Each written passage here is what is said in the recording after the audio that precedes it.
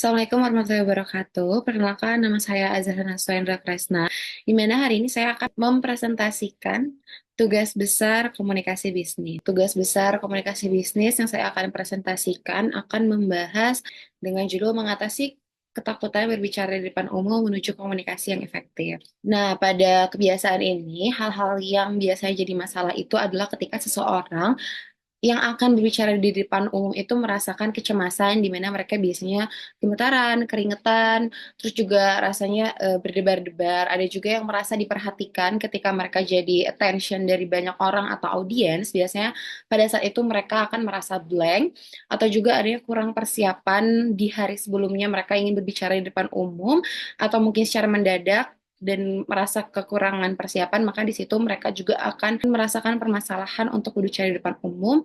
Dan yang terakhir ini adalah kekurangan percaya diri, merasa dirinya tidak pantas untuk berbicara, merasa takut salah, dan masih banyak lagi. Maka dari itu di sini terdapat solusi dari permasalahan yang sudah saya sebutkan.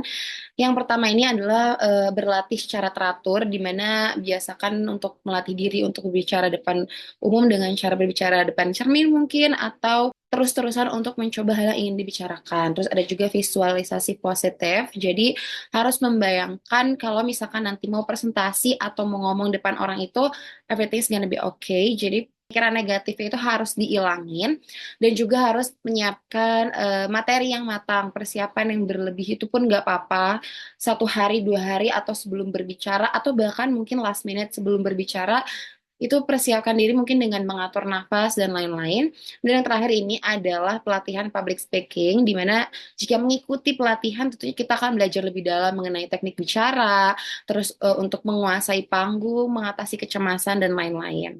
Maka dari itu, dari poin-poin yang sudah saya jelaskan tadi, terdapat go-to-market strategi yang saya pilih yaitu adalah program pelatihan public speaking, di mana target audiens ini bisa karyawan perusahaan, mahasiswa, ataupun pengusaha, karena di Bandung sendiri ini udah ada perusahaan public speaking, yaitu namanya Dijari.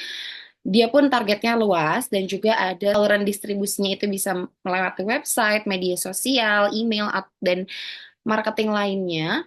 Lalu untuk strategi pemasarannya itu bisa menggunakan webinar gratis atau testimoni peserta dan kerjasama dengan perusahaan atau lebih mengembangkan campaign lagi kalau misalkan komunikasi itu penting.